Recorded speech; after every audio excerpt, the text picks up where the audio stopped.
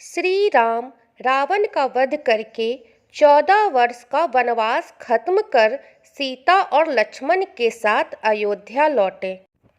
उसके बाद कुछ लोग सीता की पवित्रता पर सवाल उठाने लगे। एक धोबी ने भरी सभा में सीता की निंदा की। महाराज, सीता जी इतने दिनों तक रावण के महल में थी, क्या वह अभी भी पवित्र है? यह बात सुनकर श्री राम जी बहुत दुखी हुए। उन्होंने प्रजा को ध्यान में रखते हुए अपनी पत्नी सीता को महल से बाहर निकाल दिया और जंगल में रहने का आदेश दिया। उस समय सीता गर्भवती थी। उन्होंने वाल्मीकि के आश्रम में ही अपने पुत्र लव और कुश को जन्म दिया। कहते हैं कि जिस धोबी के कहने पर श्री राम को अपनी पत्नी को छोड़ना पड़ा, वह पिछले जन्म में वही तोता था जिसने सीता को श्राप दिया था।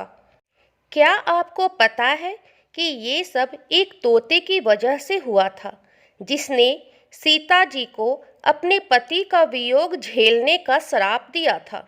तो आइए जानते हैं इसकी पूरी कहानी। सीता जी जब छोटी थीं, तब अपनी सखियों के साथ वो बाग में खेल रही थीं। तभी उनकी नज़र तोते की जोड़ी पर पड़ी। दोनों तोते आपस में कुछ बातें कर रहे थे। सीता जी जाकर उनकी बातें चुपके से सुनने लगी। तोते की जोड़ी कह रही थी, भविष्य में श्री राम नाम का एक प्रतापी राजा होगा, जिसका विवाह सुंदर राजकुमारी सीता जी से होगा। जब सीता ने उनसे पूछा कि ये सब उन्हें कैसे पता, किसने बताया तुम्हें?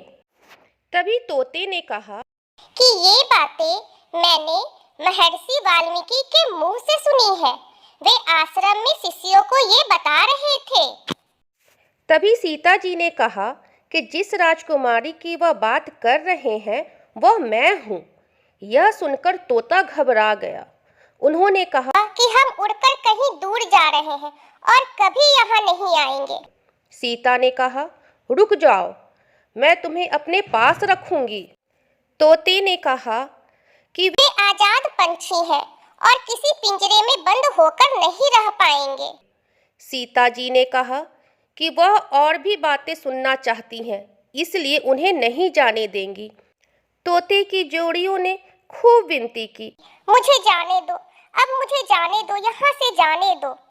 लेकिन सीता जी ने भी जिद पकड़ ली और उसे नहीं जाने दिया।